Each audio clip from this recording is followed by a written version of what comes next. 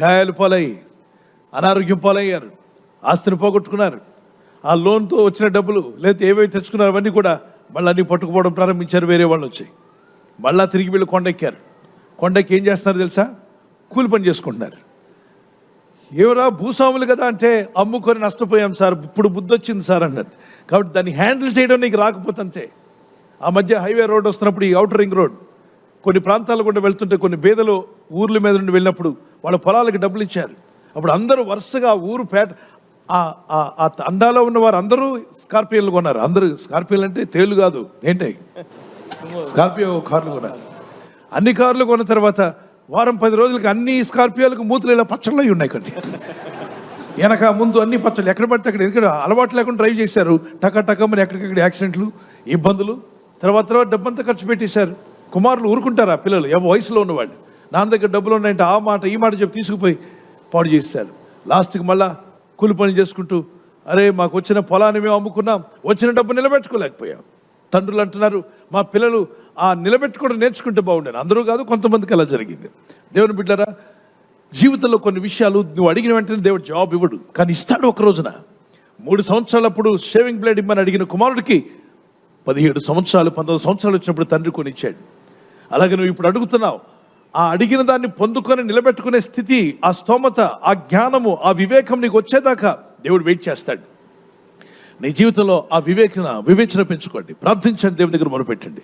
త్వరగా రాసుకుందాం. దేవుడి సన్నిధిలో మొరపెడుతున్నప్పుడు మీరు కూడా ప్రార్థిస్తున్నాం, మీ ప్రార్థనలకు జవాబు వస్తాయని వారు నమ్మిన వారు దేవునికి స్తోత్రం చెప్పండి. Yes, amen. The feast of Pentecost was a Jewish festival, also known as the feast of weeks. వారాల పండుగ అని పిలువబడినటువంటి ఈ పండుగ 50వ దినమున పెంతెకొస్తు అనే దినముగా పిలువబడింది. ఇది దేనికి సాదృశ్యంగా ఉంది అంటే, దేవుని బిడ్డలారా, 50వ దినము యేసు ప్రభువు వారు 40 దినాలు పునరుద్ధరణ తిరిగి లేచిన తర్వాత అందరికి కనబడి ప్రత్యక్షమై వెళ్ళిపోయిన తర్వాత ఆ 10 రోజులు వారు మేడగది మీద ప్రార్థన చేస్తుండగా, అప్పుడు 50వ దినం రాగా 10 రోజుల ప్రార్థన తర్వాత జవాబు అని చెప్పండి. ఒకసారి 10 రోజుల ప్రార్థన తర్వాత జవాబు. మీ పక్క వారికి చెప్పండి, 10 రోజుల ప్రార్థన తర్వాత జవాబు అని చెప్పండి. 10 రోజుల ప్రార్థన తర్వాత జవాబు. ఆమేన్, హల్లెలూయా. 10 రోజుల ప్రార్థనకి ఏమొచ్చింది? జవాబు. హఠాత్తుగా వారు ఊహించలే ఇలా వస్తుందని.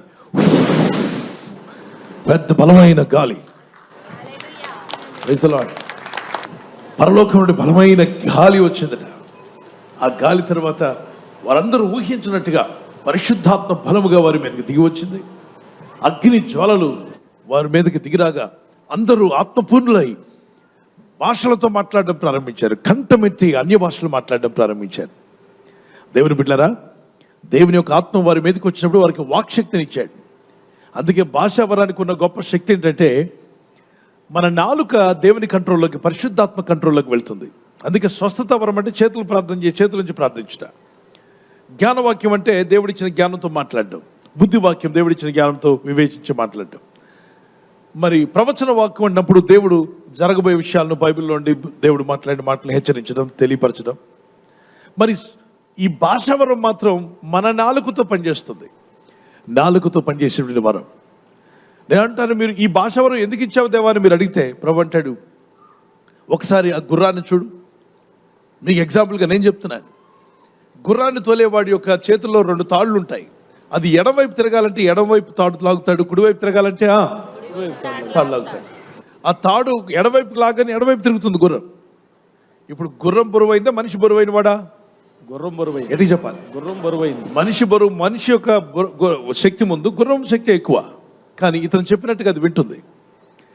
కుడివైపుకి వెళ్ళాలంటే కుడివైపు నడిపిస్తాడు, ముందుకు వెళ్ళాలంటే 2 తాళ్ళు పట్టుకొని ఇలా అన్నప్పుడు ముందుకు వెళ్తూ ఉంటుంది. దేవుని బిడ్డలారా, ఇంకా గట్టిగా లాగితే ఆగిపోతుంది. 2 తాళ్ళు ఒకేసారి అయితే బ్రేక్ వేసినట్టుగా. ఈ తాళ్ళు లాగితే ఎలా పరిగెడుతుందండి లెఫ్ట్కి రైట్ కంటే? ఈ తాళ్ళు దాని ముక్కులో నుండి నాలుకకు వేసి, నాలుకలో ఒక కళ్ళం, ఈ కళ్ళం అనేటువంటిది ఉంటుంది కనుక దాని నాలుకను అది నొప్పిస్తుంది. చిన్న ఇనుముతో చేసినటువంటిది దాని నాలుకకు పెట్టేసి ఉంటుంది. వీళ్ళు లాగినప్పుడు ఆ నాలుకలో ఉన్నటువంటి కళ్ళెము దాని నాలుకను బలవంతంగా లాగినప్పుడు ఆ నొప్పి తట్టుకోలేక ఎడమకు తిరుగుతుంది, కుడికంటే కూడా. అలాగే మీరు ఎలా చెప్తారో తిరుగుతానంటుంది. అలా తాళ్ళు లేని గుర్రం మీద ఎక్కుతానండి. ఎందుకు ఈ తాళ్ళు గొడవ అన్నావు అనుకో, నువ్వు ఇంటికి రావు, నిన్ను తీసుకెళ్ళిపోయి అక్కడ వదిలేస్తుంది. అది దాని ఇష్టానుసారంగా అది పరిగెడుతుంది. అందుకే తాళ్ళు ఉండాలి, దాని నాలుక కంట్రోల్లో ఉండాలి. తోలేవాడి కంట్రోల్లో ఎవరు ఉండాలి? గుర్రం ఉండాలి. ఇప్పుడు మన జీవితం మన ఇష్టంగా నడిస్తే నష్టపోతాం. మనల్ని నడిపించేవాడు పరిశుద్ధాత్ముడు. ఆయన కంట్రోల్లో ఉండాలంటే మన నాలుక ఆయన కంట్రోల్లో ఉండాలి. అన్ని భాషలు అనే వరము అద్భుతమైన వరము. ఈ వరాన్ని మీరు మాట్లాడి దేవుని సన్నిధిలో పొందుకున్నట్లయితే దాంతో మీరు అనుదినం మాట్లాడుతున్నప్పుడు మీరు పూర్తిగా ఆయన కంట్రోల్లోకి వస్తారు. అందుకే నేను ఎప్పుడు అన్ని భాషల్లో మాట్లాడమంటాను. దేవుడు మీకు వరం ఇస్తే పక్కన పెట్టకండి. వరాన్ని పక్కన పెడితే దేవుని అవమానపరిచినట్టు. నేను ఒకసారి నా వాలంటీర్స్ టీంకి వాచ్లు ఇచ్చాం గిఫ్ట్లుగా. అందులో కొంతమంది చక్కగా వేసుకున్నారు, కొంతమంది ఎంత, దీని వెల ఎంత అంటే ప్రారంభించారు, దీని రేట్ ఎంత అని. ప్రేమతో ఇచ్చినప్పుడు దాని రేట్ కట్టకూడదు. మీకు తెలుసా, రోజ్ ఫ్లవర్ బొకే ఇస్తారు పెద్దలకి. ఎవరికి? మంత్రులు కానీ ఎవరిని వచ్చినప్పుడు, పెద్దవాళ్ళు వచ్చినప్పుడు ఇస్తారు. దీని రేట్ ఎంత అన్నాడు అనుకోండి, అసభ్యంగా ఉంటుంది. పూలు ఎంతో 50, 100, 200, కానీ ప్రేమతో ఇచ్చారు ఆ పూల బొకే, సంతోషంగా తీసుకోవాలి. శాలువ కప్పారు, సంతోషంగా తీసుకోవాలి. దాని రేట్ ఎంత అని అడుగుతావా? అక్కడ వెల కట్టకూడదు. నేను ఇచ్చిన వాచ్లు చక్కగా టైం చూసుకొని పని చేసుకుని ఇస్తే దాని రేట్ ఎంత అని కనుక్కొని, కొంతమంది దాని రేటు కొంచెం వాళ్ళు ఊహించినంత కాదు కాబట్టి, రోలెక్స్ వాచ్ అంత రేటు ఉండదు కాబట్టి దాన్ని పక్కన పడేశారు. కొద్ది రోజుల తర్వాత నేను ఒక పట్టణానికి వెళ్ళాను. మీటింగ్లన్నీ ముగించుకుని వెళ్తున్నప్పుడు ఒక తమ్ముడు, అన్న నా కార్లో మిమ్మల్ని డ్రాప్ చేస్తానండి. ఓకే అన్నాను. తను డ్రాప్ చేస్తున్నప్పుడు తమ్ముడు టైం ఎంత అయిందని అడిగాను. తన వాచ్ చూస్తే మన యొక్క వాలంటీర్స్కి ఇచ్చిన వాచ్ ఉంది. తమ్ముడు, ఈ వాచ్ ఇంకా వాడుతున్నాడు నువ్వు అని. నేను ఇచ్చిన 7 సంవత్సరాల తర్వాత తన దగ్గర ఇంకా వాచ్ ఉంది. ఆ వాచ్ వాడుతున్నాడు, దానిలో మన లోగో కూడా ఉంటుంది. అన్న మీరు ఇచ్చారు కదన్న, అందుకే జాగ్రత్తగా వాడుతున్నానన్నా. నా ఇంట్లో నాకు మ్యారేజ్ వాచ్ ఉంది, నా అత్తగారు వాళ్ళు పెట్టిన వాచ్ ఉంది, కానీ మీరు దైవసేవకులుగా మీ చేతిలో తీసుకున్నాను వాచ్. అది నేను బ్యాటరీ కూడా మార్చుకొని మళ్ళీ వాడుకుంటున్నానా, చాలా బాగుందని చెప్పాను. నాకు ఎంత ఆనందం కలిగిందంటే, అరే ఇటువంటి ఒక మనం ఇచ్చిన వస్తువు మీద అంత గౌరవం, మన మీద అంత గౌరవం చూపించాడు. ఐ ఫెల్ వెరీ హ్యాపీ అని చెప్పి అదే వాచ్లు వాడమని అంటలేదు. కానీ దేవుని బిడ్డలారా, దేవుడు అంటే మనుషుడిగా మనం ఇచ్చిన ఆ గిఫ్ట్ని వాళ్ళు పక్కన పడి, మీరు ఎవరికో మీ ఇంటి వాళ్ళకి, మీ బంధువులకు ఎవరికి గిఫ్ట్ ఇచ్చారు. ఆ గిఫ్ట్ వాళ్ళు తీసుకొని రెండో రోజు మీరు వారింటికి వెళ్ళేసరికి ఎలా ఉన్నారు, బాగున్నారు అనేసరికి మీ గిఫ్ట్ ఆ చెత్తకు ఆ డస్ట్బిన్లో ఉందనుకోండి, ఆ డస్ట్బిన్ ముందు పడేశారు అనుకోండి, చెత్త పేపర్ల మధ్యలో, మీకు ఎలా ఉంటుంది? ఎట్టి చెప్పాలి, బాధగా ఉంటుంది. మీకు ఎవరో మీరు గిఫ్ట్ ఇచ్చారండి, వాళ్ళు గిఫ్ట్ తీసుకున్నారు, థ్యాంక్స్ అని చెప్పారు. వాళ్ళ ఇంటి ఓపెనింగ్కో, వాళ్ళ కుమారుడికి ఫంక్షనో, కుమార్తె ఫంక్షన్కో, దేనికో వెళ్ళారు, మ్యారేజ్ ఫంక్షన్కి వెళ్ళారు, గిఫ్ట్ ఇచ్చారు. రెండో రోజు మళ్ళీ వాళ్ళని కలవడానికి వెళ్ళినప్పుడు మీరు ఇచ్చిన గిఫ్ట్ ఆ చెత్త కుండీలో పడేస్తుంది అనుకోండి, ఆ ఇంటి ముందు కానీ ఆ డస్ట్బిన్ ముందు పడేసిన చెత్తతో పాటు పడేసి ఉంటే మీకు ఎలా ఉంటుంది? ముఖం మీద కొట్టినట్టు ఉండదు? ఇంట్లోకి అడుగు పెడతారా? వెళ్ళిపోతారు. అలాగే పరిశుద్ధాత్ముడు దేవుడు మిమ్మల్ని ప్రేమించి ఇచ్చిన వరాలను మీరు పక్కన పడేసి, మిగిలిన విషయాలన్నీ గొప్పగా భావించి దేవుడు మీకు ఇచ్చిన వరాలను వాడకుండా పక్కన పడేస్తే దేవునికి కూడా కోపం రాదు. దేవునికి కూడా, అరే ఈ బిడ్డకు ఇంకా నాకు అది ఇది అంటే, నేను ఇచ్చిందని నువ్వు సరిగా వాడుకోవట్లేదు, నేను ఇచ్చిన విషయాలను నువ్వు జాగ్రత్తగా వాడుకోవట్లేదు. అందుకే దేవుడు మనకి ఇచ్చిన ప్రార్థన వరాన్ని బాగా వాడండి. భాషలతో మాట్లాడే వరం ఇచ్చాడా, వాడండి. ప్రార్థన చేయండి పరిశుద్ధాత్మలో. అలాగే స్తుతించుట నేర్పించాడా, స్తుతించండి. ఆరాధించు నేర్పించాడా, ఆరాధించండి. పాటలు పాడడం దేవుడు ఇచ్చాడా, పాటలు పాడండి ప్రభు కొరకు. బైబిల్ చదువు ఇచ్చాడా, బాగా చదవండి. బైబిల్ రాస్తూనే ఆలోచన ఉందా, రాసుకురండి. వాక్యాలు ధ్యానించండి.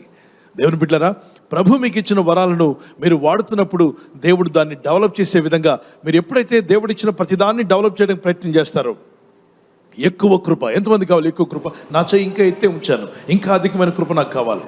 అధికమైన కృప దేవుడు ఇస్తాడు. ఇచ్చిన వరాలను వాడుకుందామా, పక్కన పెట్టేద్దామా? వాడుకుందాం. Praise the lord. హల్లెలూయా. ఈ రోజు నుండి పశ్చాత్తాపడండి. ఎవరెవరైతే దేవుడు ఇచ్చిన వరాలను పక్కన పెట్టారో మారు మనసు పొందండి. Start using it. దేవుడు నీకు ఇచ్చిన వరాలను వాడడం ప్రారంభించు. దేవుడు ఇంకా అధికమైన కృప నీకు దేవుడు దయచేస్తాడు. Pentecost serves as a powerful reminder of God's faithfulness, His promise to empower and guide His people.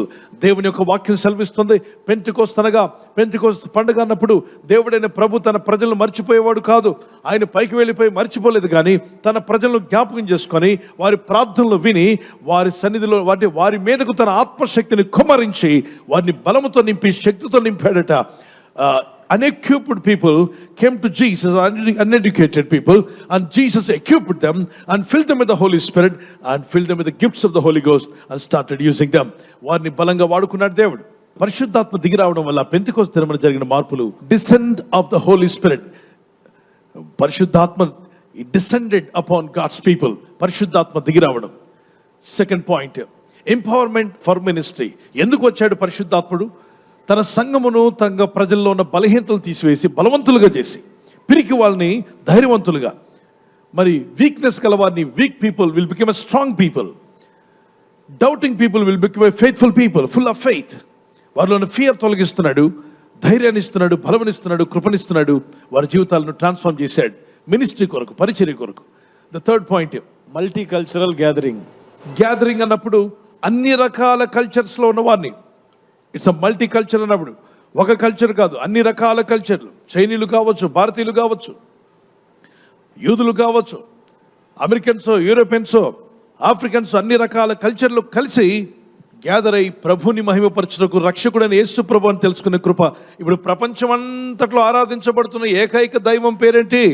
Jesus. ఎట్టి చెప్పాలి? జీసస్. ఎవరు అన్నారట, మీరు యేసు ప్రభుని నమ్ముకుంటే మా ఇల్లు అద్దెకి ఇవ్వమండి అన్నారట. ఏమండి అని అడిగితే, మీరు యేసు ప్రభుని నమ్ముకున్నారా, అయితే మా ఇంటికి అద్దెకి ఇవ్వము, టూలెట్ అని పెట్టారు కదండి బోర్డు, టూలెట్ అని బోర్డు పెట్టాం, కానీ జీసస్ నమ్ముకున్న వాళ్ళని ఇవ్వము. ఎందుకని అని అంటే, యేసు ప్రభు మనోరు దేవుడు కాదు, మన గడ్డ మీద పుట్టలేదు అన్నాడట. ఏమండి, యేసు ప్రభు వారు లోకల్ దేవుడు కాదండి, ఆయన ఇంటర్నేషనల్ గాడ్ అండి. ఇంటర్నేషనల్, ఒక నేషన్ కాదు, అన్ని దేశాలకు. ఈ ఆయనకి ఇంటర్నేషనల్ అంటే చాలా ఇష్టం అంట. ఇంటర్నేషనల్ గాడా? ఆయన లోకల్ కాదా? లోకల్ కాదండి, ఆయన ఇంటర్నేషనల్ గాడ్. అయితే లోపలికి రండి అన్నాడట, ఇల్లు అతికిస్తా అన్నాడట. దేవుని బిడ్డలారా, చాలా మందికి తెలియక యేసు ప్రభు అంటే మన దేవుడు కాదు, ఆ దేవుడు కాదు, ఈ దేవుడు. ఆయన ఈ ఊరికి ఆ ఊరికి దేవుడు కాదయ్యా. కొంతమంది ఆ ఊరికే దేవుళ్ళు, కొంతమంది ఆ కులవస్తులకు మాత్రమే దేవుళ్ళు, మరి కొంతమంది ఆ ఊరోళ్ళకు మాత్రమే దేవుళ్ళు, మరి కొంతమంది ఆ దేశానికి మాత్రమే దేవుళ్ళు. యేసు ప్రభు ఒక దేశానికి, ఒక కులానికి, ఒక ప్రాంతానికి కాదు, ప్రపంచం అంతటికి దేవుడు. సృష్టికర్త, సృష్టి యావత్తుకు, అన్ని భాషలు మాట్లాడే వారికి దేవుడికి స్తోత్రం. చేతుల పైన గట్టిగా దేవుడికి స్తోత్రం చేద్దామా? Is international God. నేను అడుగుతాను, డొమెస్టిక్ ఎయిర్పోర్ట్, ఇంటర్నేషనల్ ఎయిర్పోర్ట్ ఏది పెద్దది? ఇంటర్నేషనల్. ఇది చెప్పండి. International airport. ఇంటర్నేషనల్ ఎయిర్పోర్టేనా? మరి డొమెస్టిక్ గాడ్గా ఉండడానికి కాదు, కానీ ఆయన ఇంటర్నేషనల్ అంటే అన్ని దేశాలకు సరిపోయినవాడు, అన్ని ప్రజలకు, అన్ని రకాల ప్రజలకు సరిపోయినవాడు, అందరికీ సరిపోయిన దేవుడు. దేవానికి స్తోత్రం అని గట్టిగా అనగలరా? ఆమేన్. Praise the lord. రాసుకురండి, మరికొన్ని విషయాలు మీకు జ్ఞాపకం చేస్తున్నాను. Multi cultural people started coming to God. నాలుగవదిగా, పరిశుద్ధాత్మ దిగి రావడం వల్ల పెంతెకోస్తు దినమున జరిగిన మార్పులు, మరి అద్భుతమైన విషయాలు. నాలుగవది, the birth of the church. సంఘము పుట్టింది పిల్లరా. పరిశుద్ధాత్ముడు దిగి వచ్చినప్పుడే సంఘం అనేది ప్రారంభించబడింది. అందుకే ఈరోజు ఎవరికి ఇష్టం వచ్చినప్పుడు వాళ్ళ సంఘాన్ని నడపడానికి వీల్లేదు. అపోస్తుల పద్ధతులు నడిపించాలి, లేదు మా సంఘం మేము నడుపుకుంటాం. నో, అన్ని సంఘాలు వాక్య ప్రకారం, అపోస్తులు చెప్పిన బోధ ప్రకారం నడిపించాలి. మరి మేము సేవకులం. ఆ సంఘానికి ఒక సేవకుడు ఉన్నాడు, ఈ సంఘానికి ఒక సేవకుడు ఉన్నాడు. సేవకుడు నడిపించడానికి ఉన్నాడు, మిమ్మల్ని బలపరచడానికి, మిమ్మల్ని కట్టడానికి ఉన్నాం. కానీ మా పద్ధతుల్లో మిమ్మల్ని తీసుకెళ్ళడానికి లేము, దేవుని పద్ధతిలోనే మేము తీసుకెళ్ళడానికి ఉన్నాం. మిమ్మల్ని దేవుని పద్ధతిలోకి నడిపిస్తాం. Praise the lord. ఐదవదిగా, the Holi Spirit, ongoing work. పరిశుద్ధాత్మ దిగి రావడం వల్ల సంఘములో పరిచర్య కార్యక్రమాలు, పరిచర్య ధర్మం జరుగుతుంది. ఆగిపోకుండా దేవుని కార్యాలు జరుగుతున్నాయి, అద్భుతమైన కార్యాలు. ద్వారకా చనిపోయింది, తిరిగి లేపబడింది. అలాగే పేదలైన వారు ఆదరించబడ్డారు, మార్గం లేని వారికి మార్గాలు చూపించబడ్డాయి, దిక్కులేని వారికి దేవుడు దిక్కై ఉన్నాడు. దీన స్థితిలో ఉన్న వారిని దేవుడు లేవనెత్తాడు, బలపరిచాడు. రోగులైన వారు స్వస్థత నొందారు, సంఘాల్లోకి చేర్చబడ్డారు, అనేకులు నమ్మి బాప్తిసం పొందారు. ఆజ్ఞ వచ్చినప్పుడు, 10 ఆజ్ఞల వల్ల వాళ్ళు అనేక మంది ఆజ్ఞ విరోధంగా జీవించినప్పుడు 3,000 మంది చనిపోతే, పరిశుద్ధాత్మ దిగి వచ్చిన తర్వాత 3,000 మంది, ఒక్క ప్రసంగంలో 3,000 మంది రక్షించబడ్డారు. దేవునికి స్తోత్రం కలుగునుగా. దేవుని ప్రజలరా, దేవుని వాక్యంలోకి వచ్చేద్దాం. పరిశుద్ధాత్మ నడిపింపులో మీరు ముందుకు సాగాలని నేను కోరుతున్నాను. రాసుకునండి. ప్రార్థించి ముగించే ముందు దేవుని మాటలు మనం వింటున్నాం కదా, ప్రపంచంలో ఎక్కడున్నా ఆ పరిశుద్ధాత్మ దేవుడు నాకు కూడా కావాలని వారి చేతి దేవునికి స్తోత్రం చెప్పండి. Hallelujah. The work of the Holi spirit. పరిశుద్ధాత్మ యొక్క శక్తి చేత మీరంతా నింపబడుదురు గాక. ఆత్మదేవుడు మిమ్మల్ని నడిపించాలి నా ప్రార్థన. ఎక్కడికి వెళ్ళినా చాలా ఆత్మలు ఉన్నాయి. మీకు ఒక విషయం తెలుసా? ఈ లోకంలో జీవిస్తున్నప్పుడు రకరకాల ఆత్మలు ఉన్నాయి ప్రపంచంలో. చేయి తిప్పండి ఒకసారి. అనేక రకాలైన ఆత్మలు ఉన్నాయి. చేయి తిప్పాలి. అనేక రకాలైన ఆత్మలు. ఆకాశ మండలంలో చాలా రకాలైన ఆత్మలు. అవి దేవుని సంబంధమైన ఆత్మలు కావు, అపవిత్ర సంబంధమైన ఆత్మలు. ఒక్కొక్క పట్టణం మీద ఏలుబడి చేస్తాయంట. మన పట్టణాల మీద ఏమున్నాయో మన రాష్ట్రం మీద, మన దేశం మీద, అలాగే ప్రపంచ దేశాల మీద అనేక రకాలైన ఆత్మలు ఉన్నాయన్నాడు. ఈ ఆత్మలు చేసే పని ఏంటో తెలుసా? మనుషుల్ని మోసగించడం, మనుషులను దారి తప్పించడం, యవన బిడ్డలను దారి తప్పేలా చేయడం, యవన కుమారులను దారి తప్పించడం, పెద్దలను దారి తప్పించడం, అక్రమమైన మార్గాల్లో నడిపించడం. అన్ని దేశాల మ్యాప్ పైన ఏదో గబ్బిలాలు తిరుగుతున్నట్టు కనబట్టలా? ఎంతమంది కనిపిస్తున్నాయి చేయటండి? గబ్బిలాలు తిరుగుతున్నట్టు ఉన్నాయంటే నిజంగా గబ్బిలాలన్నీ దెయ్యాలనుకోకండి. ఉదాహరణకు చెప్తున్నాను, అవి కంటికి కనబడవు, కానీ అవి తిరుగుతూ ఉన్నాయి, అవి ప్లాన్ చేస్తున్నాయి. రోగములు కలిగించట్లో, శాపాలు కలిగించట్లో, నష్టము కలిగించట్లో, మనిషిని కన్ఫ్యూజ్ చేయడంలో, మనిషికి డిస్టర్బ్ కలుగు చేయడం, నిరుత్సాహం కలుగు చేయడం, ఉట్టి పుణ్యానికి కోపపడడం, ఇతరుల మీద తిరుగుబాటు చేయడం, ఇతరులను హత్య చేయడానికి ప్రేరేపించడం, అన్యాయాలు, అక్రమాలు, అత్యాచారాలు, అంధకార క్రియలు చేయడానికి ప్రేరేపించేవి అంధకార శక్తులు. ఇవి ఊరుకున్న ప్రతి ఒక్కరి దగ్గరికి వస్తాయి. అందుకే ఖాళీగా కూర్చోకూడదు. ఖాళీగా ఉండేవాడి మనసు సాతాను కర్మాగారంగా మారిపోద్దట. Don't be empty minded. ఏమి చేయకుండా ఖాళీ కూర్చున్నావా, నీ మనసును అవి కర్మాగారంగా మార్చుకుంటాయి, వచ్చేస్తాయి. కాబట్టి ఎప్పుడు మనసును బిజీగా పెట్టుకోండి, మీ మైండ్ను బిజీగా పెట్టుకోండి. ఆ ఫ్లైట్లో నేను గమనించినప్పుడు ఆ పెద్ద ఆయన చెప్పాడు, నాకు మతిమరుపు రాకుండా డాక్టర్ చెప్పాట, ఎప్పుడు మైండ్ని బిజీగా పెట్టుకోమన్నాడట. పని దొంగగా ఉండొద్దని చెప్పాట డాక్టర్. అప్పుడు వాళ్ళ ఆవిడ పని చేస్తుంటే ఈయన రిటైర్డ్ అయ్యాడు కాబట్టి కూరగాయలని లెక్క పెట్టడం, ఏం కూర చేస్తున్నావు అని చెప్పండం, ఆమె ఏం కూరలో ఏం వేస్తుందో ఈయన రాసుకుంటాడంట పక్కనుండి. ముసలాయన రిటైర్డ్ అయిపోయాడుగా, ఖాళీగా ఉండకుండా ముందు ఏం వేసావే, ఆ నూనె వేసాను, నూనె వేసింది, ఏ నూనె వేసావు రాసుకుంటాడు. తర్వాత ఏం వేసావు, పోపులు, ఏం పోపులు వేసావు రాసుకుంటాడు. అలాగ మతిమరుపు పోయిందట. ఈయనకి మతిమరుపు వచ్చి నాకు పెళ్ళి అయిందని అడిగాడట ఆయన. నాకు పిల్లలు ఎంతమంది, నీకు పిల్లలు ఎంతమంది అంటే నా పిల్లలేమో నాకు తెలియదు అన్నాడట. ఆయన భార్య బోర్మని ఏడ్చిందట. లాస్ట్కి వెళ్ళి ఎవరిని చూసి నా భార్య అంటాడో తెలియదు కదా, మతిమరుపు వచ్చినాడు. కాబట్టి తీసుకెళ్ళి హాస్పిటల్కి అడ్మిట్ చేస్తే డాక్టర్ గారు చెప్పారు, బిజీగా ఉండు, నీ మైండ్స్ ఖాళీగా పెట్టుకోకు, దానికి ఏదో ఒక పని ఇస్తూ ఉండు. చాలామంది పని దొంగలు ఉంటారు, ఎప్పుడు పని తప్పించుకుందామా, ఎప్పుడు ఒళ్ళు దాచుకుందామా అని. ఒళ్ళు దాచుకునేవాడు, పని తప్పించుకునేవాడు సోమరు అవుతాడు. తర్వాత వచ్చేదాడు తెలుసా, మతిమరుపు, అనవసరమైన బలహీనతలను తెచ్చుకుంటారు. ఆ మధ్య బిల్లీ గ్రహాం గారి సమాధి దగ్గరికి వారు కట్టినటువంటి 12 ఎకరాల పైన ఆ స్థలంలో దైవజనుడి యొక్క సమాధి కార్యక్రమం పెట్టారు. రమ్మని ఒక సేవకుడు పిలిచినప్పుడు ఆ బిల్లీ గ్రహాంకి సంబంధించినటువంటి సంస్థలు ఉన్న ఆయన ఒకరోజు మీటింగ్ అయిన తర్వాత నన్ను తీసుకువెళ్ళారు. దానికి సంబంధించిన సహోదరులు, మనకు తెలిసిన వాళ్ళు కూడా వాళ్ళ కారులో తీసుకువెళ్ళారు. నేను అక్కడికి వెళ్ళినప్పుడు అక్కడ కొంతమంది ముసలి వాళ్ళు ఉన్నారు. 80 years, 79 years. ఒక ఆయన చెప్పాడు, Indian preacher came here, we brought him here. ఆయన మంచిగా దేవుడు ఆయన వాడుకుంటున్నాడు అని ఆయన పరిచయం చేశాడు. అక్కడ వాళ్ళు పరిగెత్తుకొచ్చారు. ఆ ముసలి వాళ్ళు కొంతమంది వచ్చి, ప్లీజ్ ప్రే ఫర్ మీ, మా కొరకు ప్రార్థన చేయి అన్నారు. ఈ రోజుల్లోనే యూత్ అంతా ప్రార్థన చేయమని కోరట్లా. సెల్ఫీ తీసుకునే వాళ్ళు కొంతమంది, లోకానుసారంగా తిరిగే వాళ్ళు కొంతమంది. కానీ ఆ పాతకాల ప్రజలకి ప్రార్థన విలువ తెలుసు. గట్టిగా దేవునికి స్తోత్రం చెప్తామా? ప్రార్థన. నేను అడిగాను, మీకు ప్రార్థన విలువ ఎలా తెలిసిందంటే, బిల్లీ గ్రహాం గారి కూటాల్లో మేము అటెండ్ అయ్యేవాళ్ళం. ఆయన 3 సీక్రెట్లు చెప్పాడు. నీ సేవకున్న సీక్రెట్ ఏంటో చెప్పమంటే, రాసుకోండి 3 సీక్రెట్లు అని అంటాడు. ఆమ్స్టర్డామ్ అనేటువంటి ప్రాంతంలో, ఆ దేశంలో ఆయన సువార్త చేస్తున్నప్పుడు యూరోప్ కంట్రీస్లో ఒక జర్నలిస్ట్ అడిగాడు, మీ సేవకు ఉన్నటువంటి రహస్యం ఏంటి? ఇంత బలంగా ప్రపంచ దేశాల్లో వాడబడుతున్నారు కదా, ఆ రహస్యాలు ఏమో 3 మాటలు చెప్పగలరంటే రాసుకో. ఫస్ట్ పాయింట్ అని అంట. ఏంటి చెప్పండి సార్ అన్నప్పుడు ప్రేయర్ అన్నాడు, ప్రార్థన రాసుకున్నారు. సార్ సెకండ్ పాయింట్ అని అడిగారు, రైట్ డౌన్, రాసుకోండి అని చెప్పన్నాడు. వాళ్ళు రాసుకోండి, రెడీగా ఉన్నాం సార్ అన్నాడు. ప్రేయర్ అన్నాడు. Sir first point prayer, second point కూడా ప్రేయరా? Yes. What about third point sir? Prayer. 3వ పాయింట్ కూడా ప్రేయర్ అయినా? ప్రేయర్ ప్రేయర్ ప్రేయర్, ప్రార్థన. నాకు ఏది కావాలన్నా ప్రార్థిస్తాను. నన్ను ఎలా నడిపించాలని ప్రభు, నన్ను నడిపించు నాయనా అని ప్రార్థన చేస్తాను.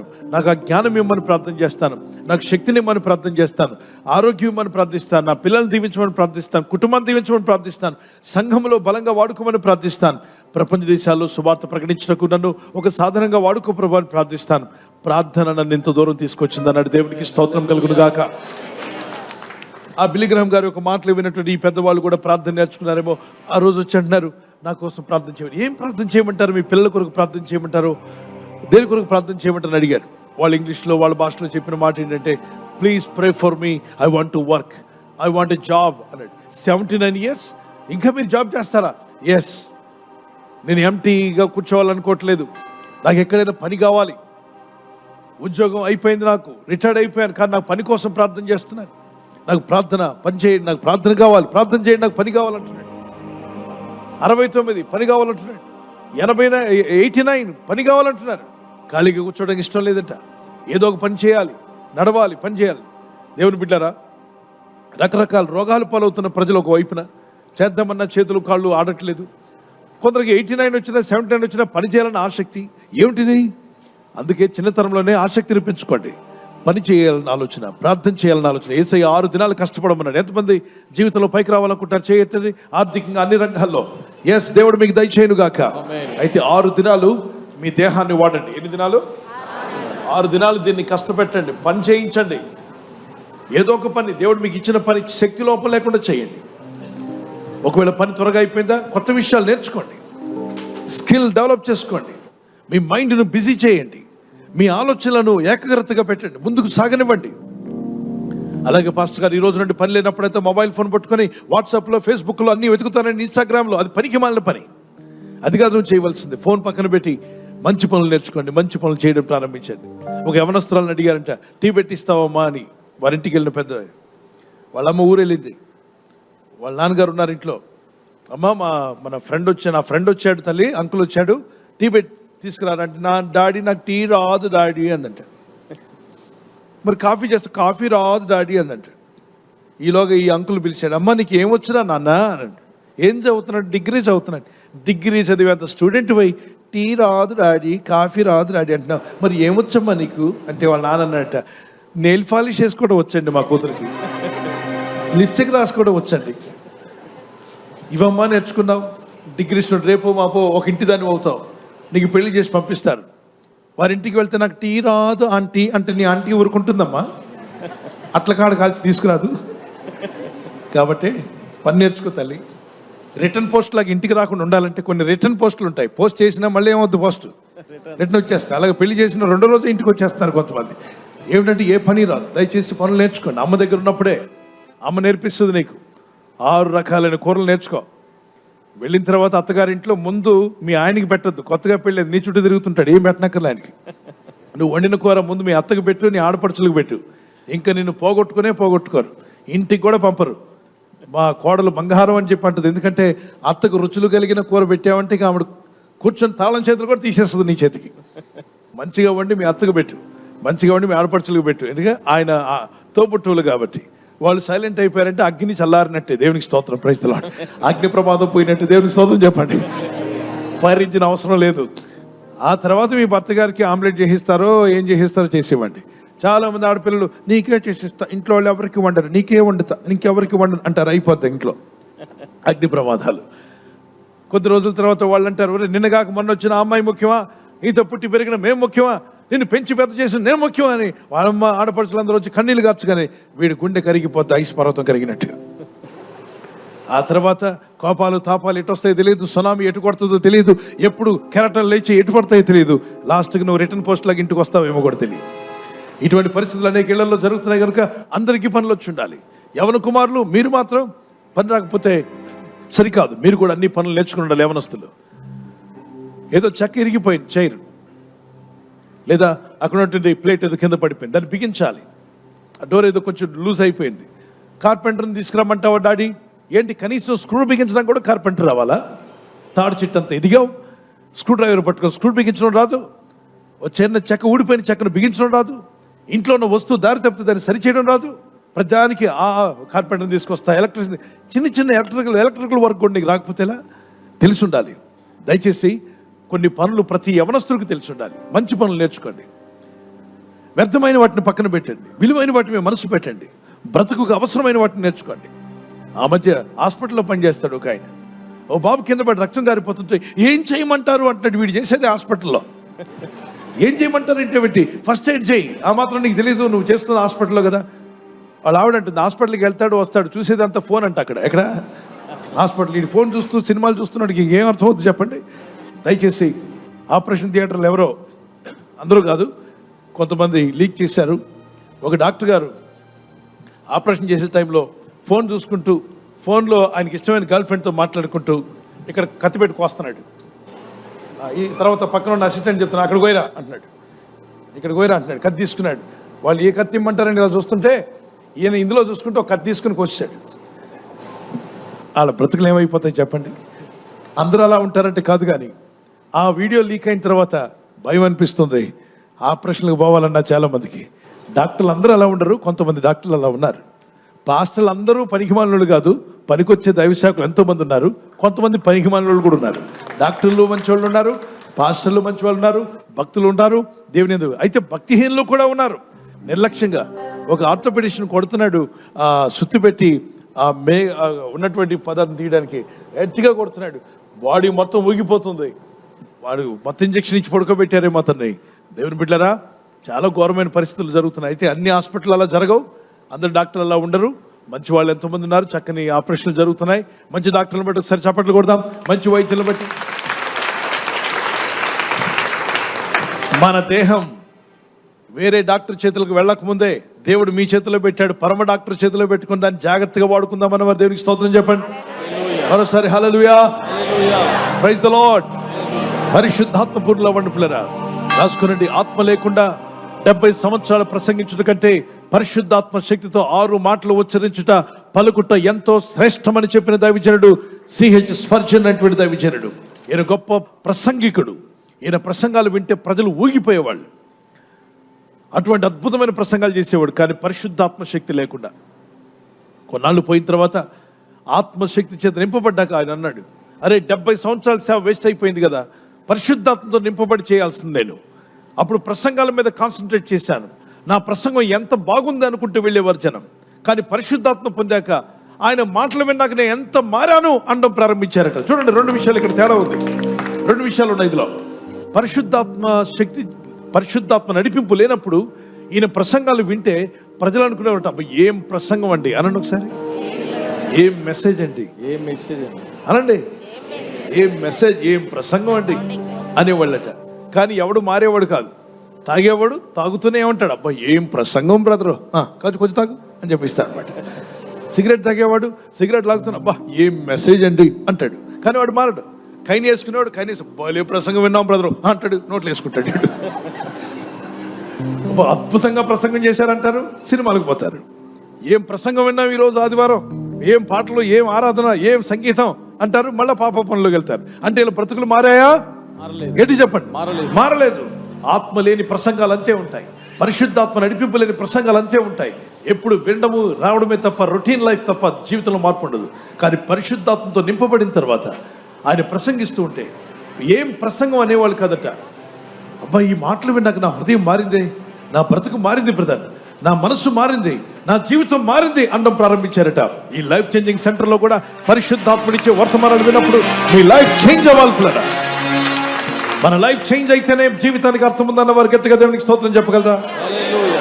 నా ప్రసంగాలు విన్నప్పుడు ఏం ప్రసంగం అంటే నాకు ఇష్టం ఉండదు, కానీ ఎంత మారాను బ్రదర్ మీ ప్రసంగం విన్నప్పుడు అంటే నాకు చాలా సంతోషం. My life is change, my life is change. మీ మెసేజ్లు విన్నాక యూట్యూబ్లో కానీ, జూమ్ యాప్లో కానీ, నేరుగా వాక్యం వింటున్నప్పుడు కానీ, సోషల్ మీడియాలో కానీ, మరి ప్రసంగాలు టీవీ ద్వారా వాక్యం వింటున్నప్పుడు, మరి సంఘాల్లో వర్తమానం విన్న తర్వాత మీ మాటలు విన్నాక నా సోమర్థనాన్ని తొలగించుకున్నాను. మీ మాటలు వాక్యం విన్నాక నా బ్రతుకును మార్చుకున్నాను. వ్యర్థమైన బ్యాడ్ ఫ్రెండ్షిప్ను అవాయిడ్ చేశాను. మంచి మార్గంలో నడవడం ప్రారంభించాను. ప్రభు నా మనసు మార్చాడు, నా హృదయాన్ని మార్చాడు. మై లైఫ్ ఈజ్ చేంజ్డ్ అన్నామంటే నేను చాలా సంతోషిస్తాను. అంతేగాని ఎంత అద్భుతమైన ప్రసంగం చేశారు అంటే నాకు సంతోషం ఉండదు. నా చెప్పిన ప్రతి మాటలో మీ బ్రతుకులో మార్పు వచ్చును గాక, పరిశుద్ధాత్మ ఆశ్చర్య కార్యాలు జరిగించును గాక. ముగించే ముందు మరొకసారి మీకు జ్ఞాపకం చేస్తున్నాను, పరిశుద్ధాత్ముడు బ్రతుకులను మార్చేవాడు. నేను ఈరోజు ఇలా మార్చబడి ఇంతగా మీ ముందు వాడబడ్డ గల కారణం, రహస్యం ఒకటి ఉంది. ఆ రహస్యం ఎవరో తెలుసా? ఒక గొప్ప వ్యక్తి, ఆయన తర్ఫీదు, ఆయన ఇచ్చిన సహాయము, ఆయన ఇచ్చిన నడిపింపు వల్ల ఈ రోజు నేను ఇక్కడ రాగలిగాను. నా వెనక అనేక మంది సేవకులు సిద్ధపరచడానికి దేవుడు శక్తినిచ్చాడు, సంఘాల కట్టడానికి శక్తినిచ్చాడు. ఆయన వలనే. ఎవరండి ఆయన? ఆయన పేరేంటి? ఆయన పేరే పరిశుద్ధాత్ముడు. పరిశుద్ధాత్మ దేవుడు శక్తి కలిగిన వాడు, కృప కలిగిన కృపనిచ్చేవాడు. Holy Spirit of God, he helps us. జకరియా చాప్టర్ 4:6. అప్పుడు అతడు నాతో ఇట్లా, నేను చదవండి. జెరుబ్బాబెలునకు ప్రత్యక్షమగు యెహోవా వాక్కు ఇదే, శక్తి చేతనైను బలము చేతనైను కాక నా ఆత్మ చేతనే ఇది జరుగునని సైన్యములకు అధిపతికి యెహోవా సెలవిచ్చాను. శక్తి చేత కాదు, బలము చేత కాదు, నా ఆత్మ ద్వారానే జరుగుతుంది. Saying not by might not by power but by the spirit of God. మన జీవితాల్లో ఇక్కడ కూర్చున్న వారందరిలో ఒక అద్భుతమైన మార్పు ఈ రోజే వచ్చునుగాక. ఆశ్చర్యాలు జరుగును గాక, ఆమేన్. అద్భుత కార్యాలు జరుగును గాక. ఆమేన్. జరుగుతాయి అని నేను నమ్ముతున్నాను. నువ్వు కూడా నమ్ముతే విశ్వాసం జరుగుతాయి. ఆమేన్. నువ్వు మారుతావు. ఆమేన్. నీలో మార్పు వస్తుంది. ఆమేన్. పాడుపడతా